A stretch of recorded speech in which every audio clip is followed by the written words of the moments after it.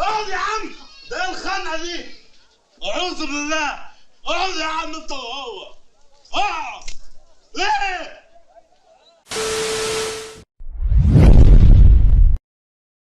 قبل ان الفيديو ده يا صديقي ما تنساش انك تدعي لاخواتنا الابطال.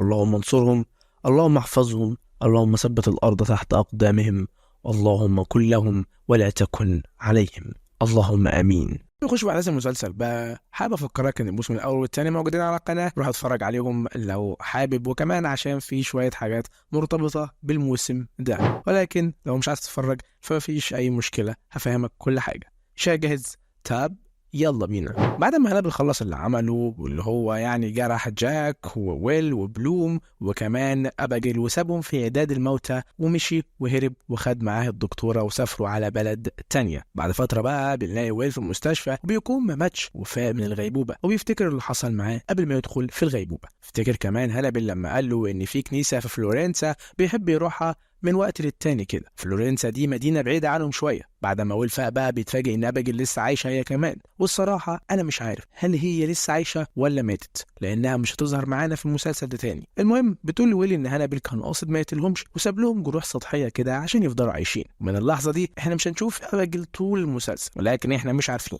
هل هي عايشة ولا هل ويل بيتخيلها. المهم بعدها فترة بيقرر ويل يروح الكنيسة اللي هانبل قال له عليها. أول لما بيوصل هناك بيلاقي جثة مقتولة بطريقة بشعة، فبيعرف إن هانبل بيرحب بيه، وبيتعرف ويل على المحقق رينالدو، وده محقق في شرطة فلورنسا، وبيقول للمحقق إن هو بيشتبه كده في حد معين، وبيوري له صورته، وبيعرف ويل إن ده هانبل، فبيقول له إنه ما يحاولش يفتش وراه لأن لو هانبل لمحه هيمرجحه. وبينزل ويل نفق سري كده في الكنيسة هناك لأنه عنده إحساس إن هانبل موجود في المكان. فعلا هانبل بيكون موجود في النفق ولكن في ناحية تانية، وبيقول له ويل انه مسامحه برغم كل اللي عمله. بعدها بيروح هانبل يحكي للدكتوره اللي حصل، وبيعرفها انه عاوز يقابل ويل لانه صاحبه وهو وحشه جدا. تستغرب الدكتوره لانها ما بقتش فاهمه هانبل عايز ايه بالظبط. على الناحيه التانيه بقى بيروح جاك للكنيسه هو كمان. يا صديقي جاك كمان لسه عايش، ولكنه استقال من الاف بي اي حاليا بعد خيانه ويل ليه، وكمان لان هانبل هرب منه. وللعلم جاك كان ممكن يبلغ عن ويل، ولكنه ما عملش كده عشان هو اللي ورط ويل في انه يشتغل معاه، فهو اللي يستحمل بقى نتيجه اللي عمله. حاليا بقى جاك بيكون مع رينالدو اللي بنفهم انهم كانوا عارفين بعض زمان،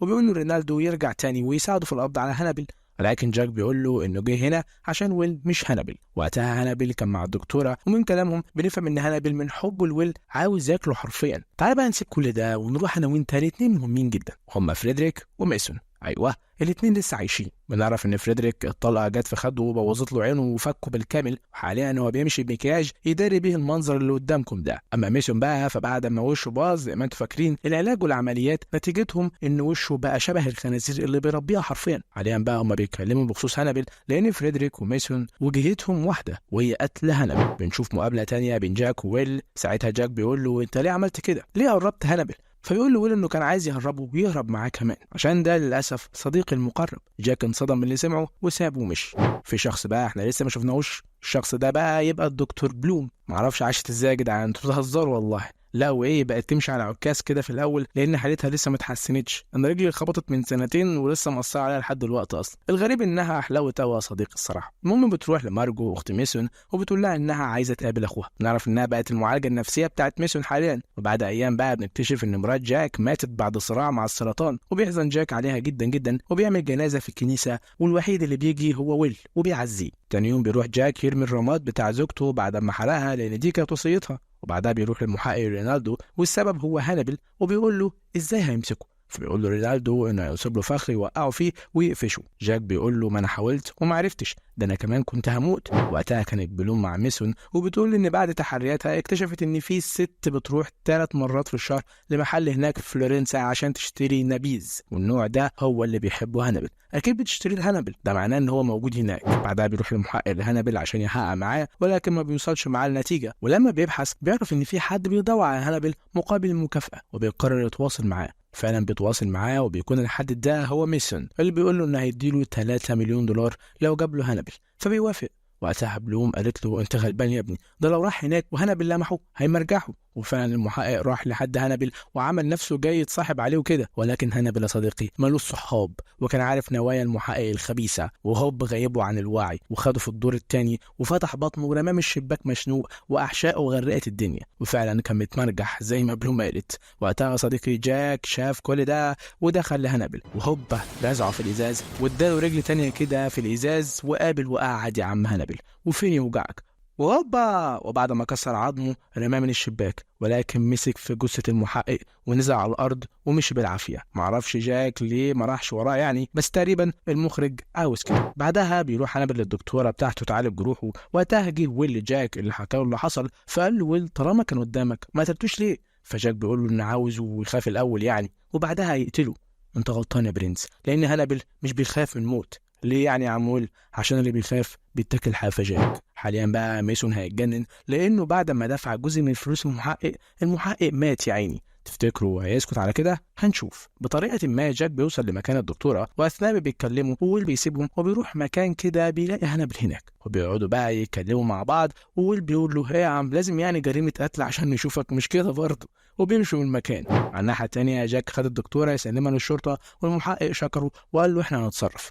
بعدها بيعرف مكان هانبل من الدكتورة وبيقرر يروح يقبض عليه. في نفس الوقت ده ويل وهانبل كانوا موجودين في المكان اللي الشرطة جاي عليه، وفي وسط كلامهم بيجي جاك. في اللحظة دي كان جاك ناوي يقتله، وراح هانبل ماسك صاروخ أو حجر قاطع يعني، وكان هيشق دماغ ويل، ولكن الشرطة جت في الوقت المناسب ولحقوا ويل. لحد هنا وكله تمام، ولكن اللي مش تمام بقى انهم بياخدوا هانبل وويل، وبيعرف جاك انهم هيسلموهم لميسون مقابل المكافأة المالية الضخمة. فعلا بيوديهم لميسون عشان ينتقم وياخد حقه، ولكن انتقام ميسون مش هيبقى عادي كده. حاليا بقى ميسون بياخد ويل عشان هيعمل عملية نقل وجه، بمعنى انه هياخد وش ويل يركبه على وشه. بالنسبة لهانبل فبيكون مربوط في قفص زي الخنازير بالظبط، وميسون ناوي يتعشى بيه. في اللحظة اللي ميسون بيعمل فيها العملية لويل، بلوم ومارجو بيروحوا لهانبل وبيحرروه عشان ينقذ ويل. فعلا بينقذه، ولما بيصحى ميسون بيلاقي وش الدكتور محطوط على وشه وويل مش موجود.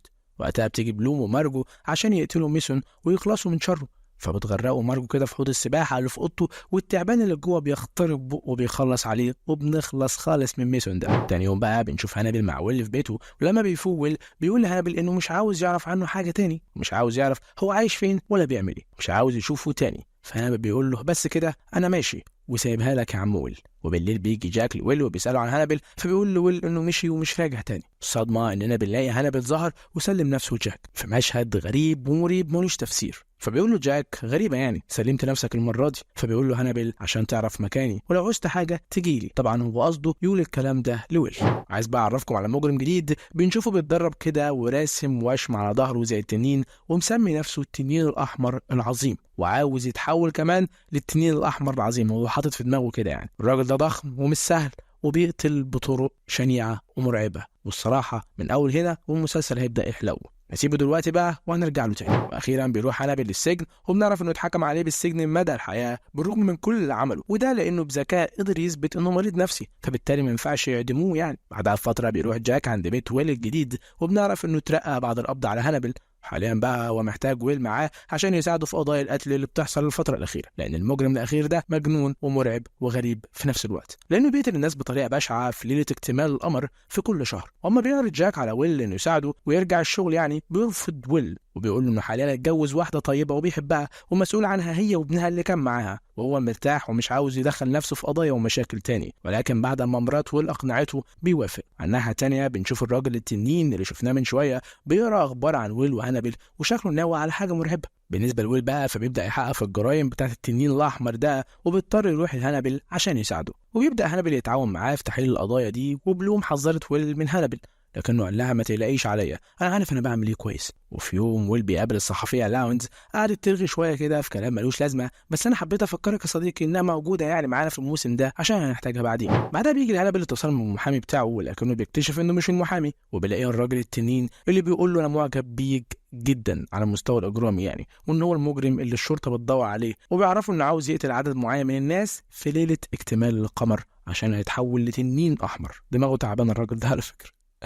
بالنسبة بقى للدكتورة يا صديقي، فهي حاليا عايشة حياتها كدكتورة نفسية وبتدي محاضرات في علم النفس كمان، والدنيا كانت تمام. بعد كام يوم بنلاقي التنين الأحمر ده راح أكبر متحف فيه كمنطقة، لأن هناك في لوحة عليها رسمة التنين الأحمر العظيم، ولما راح هناك ضرب المرشدة وأفقدها الوعي، ومسك اللوحة وفضل يشمشم فيها كده زي الكلب. والغريب إنه بدل ما يسرقها بيروح واكلها صديقي. في الوقت ده ويل بيجي المكان عشان نفس اللوحة، لأنه هو وهنابل بعد تحليل شكوا إن المجرم التنين ده أكيد بيدور على اللوحة. أول لما وصل هناك شاف المجرم التنين في الأسانسير، فتوتر المجرم كده وراح شايله ورازعه في الحيطة، وبعدها حدفه من الأسانسير وقفله بسرعة وهرب. أما ويل خرج يدور عليه لقاه اختفى. فبيروح لجاك وبلوم ويحكوا لهم عن اللي حصل. فبيستغرب جاك ان المجرم ما قتلش ويل، برغم انه لو قتله كان هيبقى في صالحه يعني. فبيقول له ويل انه مش عارف المجرم ده بيفكر ازاي، ولكنه مستغرب من حاجه، وهي ان هانابل كان قايل له على مكان المتحف عشان يشوف اللوحه هناك، وبالصدفه المجرم كان هناك في نفس الوقت. كأن هانابل عارف اللي هيحصل، وكأن المجرم ده كان بيتعالج عند هانابل قبل كده او حاجه. بالفعل يا صديقي بنشوف المجرم قاعد مع هانابل، ولكن في مخيلته يعني، لان زي ما تقول كده في اتصال عقلي بين المجرم وهانابل.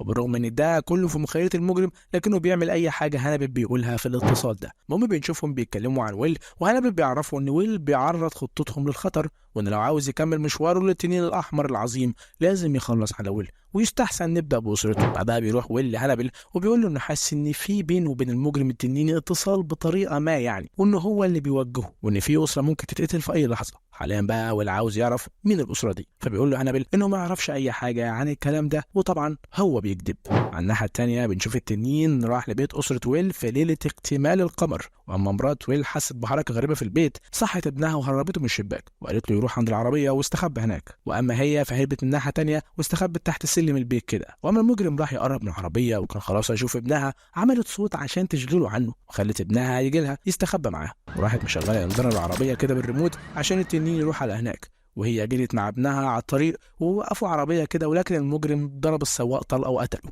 فخدت هي العربيه وهربت. وبسبب الضرب المستمر من طلقات المجرم بتتصاب مرات ويل، ولكنها يعني بتكمل سواقة عشان تنجو هي وابنها. مرات ويل يا جدعان يعني لازم تكون سوبر وومن. حاليا بقى ويل بيكون معاه في المستشفى، وبيكون حالة مراته شبه خطيرة. ولما بيقعد مع ابن مراته بيقول له ان الراجل ده كان عايزك انت، مش عايزني انا وامي، صح؟ انا كمان شفت في جريدة قبل كده انك قتلت بني ادم وبني ادمين كتير كمان، واتحبست في مستشفى الامراض النفسية للمجرمين. عندك حق، وعارف انك زعلان عشان اتجوزت امك، انا عارف، ولكن انا هحل كل المشاكل دي صدقني. بعدها بشويه بتروح بلوم لهانابل وبتقول له انهم اكتشفوا ان المحامي بتاعه ساب قضيته اما اكتشف جرائمه البشعه. ده معناه ان هو ما كانش بيكلم المحامي، ده اكيد بيكلم المجرم التنين. وبيجي جاك وبيقول له انت لو ما ساعدتناش هتزعل مني. طب اساعدكوا ازاي يعني؟ اما التنين يرن عليك يا عم هانابل خليك على المكالمه اطول فتره ممكنه عشان نقدر نحدد مكانه. فعلا بعد شويه حلوين كده بيرن التنين، وبعد ما هانابل طول معاه في المكالمه وعرف جاك وبلوم يحددوا مكانه، بيقول هانابل كده في الاتصال اهرب يا تنين عشان معمول لك كمين. وفعلا بيلم حاجته وبيقرب من المكان. ولما بيروحوا المكان اللي اتصلوا منه بيكون عياده هانابل، ومش بيلاقوا حاجه مفيده خالص. وعقابا لهانابل بيفضوا زنزانته من الكتب واللوحات والسرير واي حاجه فيها. على الناحيه الثانيه مرات ويل بتفوق وبتعتذر له لانها السبب في كل اللي حصل ده، عشان اقنعته يرجع الشغل مع جاك، وانه لازم يخلص من التنين ده في اسرع وقت قبل ما يخلص عليهم. فبيروح ويل لهانابل وبترجى انه يساعده، ولكن هانابل طلع شخص سيء جدا يا صديقي، واخلاقه باظت خالص ومش عاوز يساعد ويل. بيتضايق ويل جدا، وبيروح لبلوم وجاك وبيقول لهم ان عنده خطه عملوها قبل كده، وهي انهم هيستفزوا التنين الاحمر ده عشان يجيلهم لحد عندهم عن طريق انهم هيكتبوا عنه في موقع ثرثرة.com بتاع فريدي لاونز، وويل هيتكلم عنه باسوأ طريقه ممكنه عشان يستفزه ويخليه يجي يقتله. فبتقول له بلوم ان هيبقى واضح جدا ان ده فخ وهو مش غبي، عشان كده هنعمل نفس الخطة ولكن بتغيير بسيط، وهي ان فريدريك هو اللي هيتكلم عنه مش ويل. وقتها فريدريك كان عند هانابل وبيهينه وبيقوله ان دي اخرة القتلة والمرضى اللي زيه، وبيسيبه وبيمشي. وبيستدعيه جاك والرجالة عشان الخطة. طبعا فريدريك بيحب اي حاجة تجيب له شهرة، عشان كده بيوافق. وبيجيبوا فريدي للاونز وبيبدأوا يتكلموا عن المجرم ده، وبيقللوا منه جدا وبيقولوا له كلام ما ينفعش يتقال الصراحة. تأكيدا على الخطة فريدي بتصور ويل وفريدريك عشان تحط الصورة على الجريدة. وفعلا تاني يوم المجرم بيشوف الكلام ده وبيقرر ينتقم. أثناء ما فريدريك كان نازل من المستشفى مع حراسة مشددة من ال FBI، بيجي المجرم التنين وبيخلص عليهم وبيخطف فريدريك. بعد شوية بيصحى فريدريك وهو على كرسي بعجل كده ومشلول الحركة تماما، وبيقول للمجرم انت ما تعرفنيش، وبرغم كده قلت عني كلام ما ينفعش يتقال، انا عايز اعرف ليه عملت كده. فبيقول له فريد انا عملت كل ده غصب عني تحت تهديد الشرطه. بيقطع كلامهم واحده كده بتيجي للتنين ودي صديقته ومعجبه بيه، والعلم هي كفيفة مش بتشوف واسمها ريبا وما تعرفش حقيقته الإجرامية خالص. المهم بتكون جاية عشان تديله شوية شوربة يعني أو حساء أو زي ما بتسموه، عشان عارفة إنه تعبان شوية، وبتمشي بعدها. وده كله فريدريك ما عملش صوت زي ما التنين قاله. بعدها بقى بيكشف له التنين عن هويته وبيشغل كاميرا فيديو وبيخليه يعترف عن السبب اللي خلاه يقول الكلام ده. فعلا بيعترف ان ويل هو اللي خلاه يعمل كده وهو اللي قال الكلام ده واستخدمني مجرد طعم. وبعد ما خلص فريدريك كلامه بيهجم عليه التنين وبياخد شفته في مشهد مرعب جدا. تاني يوم هانبل بيبعت له جواب وبيلاقي في الجواب شفايف فريدريك ومكتوب الشفايف دي أهانتك وأساءت ليك، مبروك عليك. فبتشوف بلوم الشفايف وعلى طول بيجي جاك وبيلاقي ان في شفة واحدة بس، فبيسألوا عنها هانبل وبنعرف انه كلها، وبيقول لهم انه ما يعرفش حاجة عن فريدريك، لكن الاكيد انكم قريب هتلاقوا جثته. بيسيبوه بيتفرجوا على الشريط اللي كان جاي في الجواب اللي المجرم صوره لفريدريك اللي قلت لكم عليه من شويه، وبيحس ويل بالذنب جدا لان هو السبب في اللي حصل. وبعد شويه بنشوف فريدريك بيولع على الكرسي بعجل بتاعه كده وبيقع في نافوره، وبرضه ما ماتش، بيفضل عايش، ولكن المره دي كان عايش هو محروق حرفيا وبين الحياه والموت. وبيروح لويل وبيقول له انه اسف عشان ورطه معاهم في اللي حصل. فبيقول له فريدريك انه مش مسامحه لانه كان عارف اللي هيحصل ومحذرهوش. بعدها بيقول له انه شاف ست كفيفه كده جت عند المجرم ولكنه ما يعرفش هي مين. وبيقرر جاك انه يزود الحراسه على ويل عشان يحميه من التنين. بالليل بقى بنشوف المجرم خاطف ريبا وبيقول لها على حقيقته وان هو التنين الاحمر اللي الكل بيدور عليه. بعدها بيقول لها خد المفتاح من حوالين رقبتي كده وانزلي في الباب وما تهربيش، لكنها بتكسر كلامه وحاولت تهرب. فبيقول لها رجع المفتاح على رقبتي تاني ورجع الأوضة، ولأنها كسرت كلامه بيقرر إن هو يحرقها. وبعد ما ولع في الأوضة قال لها إنه مش قادر يشوفها وهي بتتحرق وبيقتل نفسه بالبندقية. فبتروح واخدة المفتاح من حوالين رقبته وبتهرب بيه لتحت قبل ما تموت، وبينقلوها على المستشفى. وبيتكلم معاها ويل وبتقول إن التنين قتل نفسه بالبندقية في دماغه ومات، وإنها مستغربة ليه عمل كده وزعلانة جدا جدا لأنها كانت بتحبه. تفتكر يا صديقي ان المجرم التنين مات بالسهوله دي؟ هنعرف دلوقتي. بيروح ويل بعدها لهانبل وبيقول انه خلاص كده نفذ مهمته وخلص من التنين، حاليا بقى هيعيش في امان هو وعيلته وهيرجع لحياته تاني. ولكن هانبل زي ما يكون عارف حاجه كده ومش عاوز يقولها. عامه بيروح ويل البيت وبيتصدم لما بيلاقي التنين الاحمر هاجم عليه وافقده وعيه. ولما بيفوق بنعرف ان دي كانت خطه منه عشان الحراسه المشدده اللي كانت على ويل تتشال وبالتالي يعرف يوصل له. ساعتها ويل بيعرفوا ان هانبل كان كشف لهم حقيقته وكل خططه كمان، وانه خانه ولو عاوز ينتقم فالمفروض ينتقم منه هو. بيقتنع التنين الاحمر بكلامه ده وبيقرر يتعاونوا مع بعض. تاني يوم جاك والرجاله بيكتشفوا ان دي مش جثه التنين وان هو لعب عليهم واستخدم ريبا عشان تاكد لهم موته. الفكره بقى ان ويل اتفاجئ زيهم وكانه مش عارف حاجه وما قالش حاجه لجاك عن اللي حصل امبارح مع التنين، وقال له انهم هيعملوا خطه تانية عشان يقفشوا التنين، وهي انهم يقربوا هانبل، وبما ان التنين بيحبه ومعتبره قدوته هيقابله على طول وساعتها هيقفشوه. فعلا بتروح بلوم تقول لهانبل الكلام ده عشان يتعاون معاهم يعني ويقفشوا التنين، وفي المقابل هيرجعوا له السرير بتاعه والكتب واللوحات بتاعته وكل اللي هو عاوزه في اوضته. فبيوافق هانبل بس مش عشان حاجته، لان هانبل دماغه اكبر من كده، ده عشان عنده فضول لحاجه تانية خالص وهي انه يقابل التنين، وكمان عنده خطه تانية خالص هنشوفها دلوقتي. تروح بقى بلوم وبتقول لجاك وويل ان هانبل موافق، وبيقول لهم جاك انه عاوز يخلص من التنين ويخلص على هانبل في نفس الوقت عشان دماغه وجعته من الحوارات دي، لان هانبل حتى هو مسجون عمل لهم حوارات كتير. بيوافق ويل وبيقول ان هو اللي هيركب مع هانبل العربيه يعني، وفعلا بيركب هانبل والعربيه. فجاه في الطريق بيظهر التنين بشكل مفاجئ ومحدش عارف هو عارف ازاي مكانهم بالسرعه دي، ولكن الاكيد ان دي خطه من ويل يعني مع المجرم. وبيخلص المجرم على الشرطيين وبيفتح باب العربيه لويل وهانبل. لما بيفوق بيستغرب ويل ان هو ما قتلهمش، فتحس كده ان هانبل كان عارف اللي هيحصل، وبيقول له ان هو ما بيحبش الحاجه السهله كده وما بيحبش يقتل الناس في مكان عام، عشان كده سابهم عايشين. وبياخدوا عربيه من عربيات الشرطه وبيروحوا البيت في مكان بعيد عن المدينه. وبيقول له هانبل ان البيت ده كان حابس فيه مريم لاس قبل كده وكمان ابيجيل، ولما حدش يعرف حاجه عن المكان ده تماما. بالليل بقى بنشوف جاك بيروح لمكان الحادثه وبيبقى متضايق جدا ان الخطه باظت ومش عارف ويل وهانبل راحوا فين. وقتها هانبل وويل كانوا بيتكلموا عن التنين وبيقول له ويل انه بيراقبهم دلوقتي، فبيقول له هانبل انا عارف ومستنيه. وفجاه بتضرب على هانبل طلقه من التنين في جنبه كده، وبيظهر التنين وبيصور هانبل بالكاميرا عشان هيقتله، وبيقول لويل ما يتدخلش. لما بيطلع ويل المسدس بيرشق التنين سكينه في خده وبيرميه بعيد، فبيخرج ويل السكينه وبيرشقها في رجله، فبيخرج التنين السكينه من رجله وبيرشقها في صدره. فبيجي هانبل وبيقاطعهم اللي هم بيعملوه ده وبيساعد ويل لان الموضوع كبير عليه، لان التنين ده ضخم جدا جدا وعنده بنيه كويسه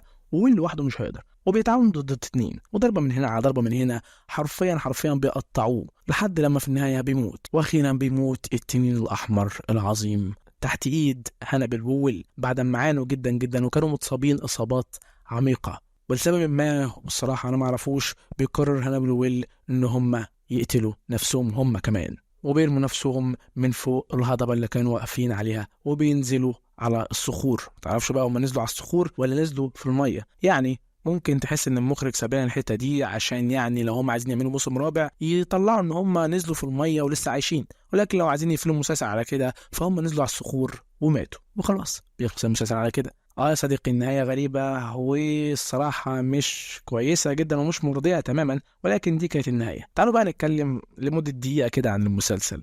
الصراحه الموسم الاول والثاني كانوا كويسين جدا، وزي ما قلت ان الموسم الثاني عجبنا اكتر من الاول، كان فيه مفاجآت رهيبه جدا جدا جدا وكتير جدا جدا. ولكن الموسم الثالث تحس ان هو ملوش علاقه بالمسلسل اصلا، تحس ان هو موسم معمول كده وخلاص. معرفش ليه يعني اتعمل، يعني كذا حد نصحني ان انا ما اتفرجش على الموسم ده ولكني اصريت ان انا اتفرج عليه، بس ما كنتش اعرف ان هو يبقى بالسوء ده. انا عايز اقول لك ان في احداث كتيره جدا ملهاش لازمه انا ما قلتهاش، احداث كتيره جدا تحس انها بره المسلسل اصلا، تحس انها حشو ومجرد حشو وحاجات ملهاش لازمه. المسلسل كان ممل لدرجه ان انا اتفرجت عليه في شهر، ممل جدا 13 حلقه ولكن اتفرجت عليه في شهر بسبب ملل اللي كان في المسلسل. في مشاهد كتير جدا جدا ما كانش لها لازمه، والمسلسل ممكن كله على بعضه يتلم في 5 حلقات بس وكان هيبقى كويس، وكان ممكن يبقى احسن من كده. الحوارات والسيناريو اللي كان اكتر من رائع كان غايب في الموسم الثالث، القصه نفسها كانت غايبه في الموسم الثالث، الموضوع كان تافه شويه، وحوار التنين الاحمر ده برضو حسيته كان تافه كده زياده عن اللزوم، وحسيت ان الموضوع كله في بعضه كده ما كانش احسن حاجه. فالصراحه الموسم الثالث ما كانش حلو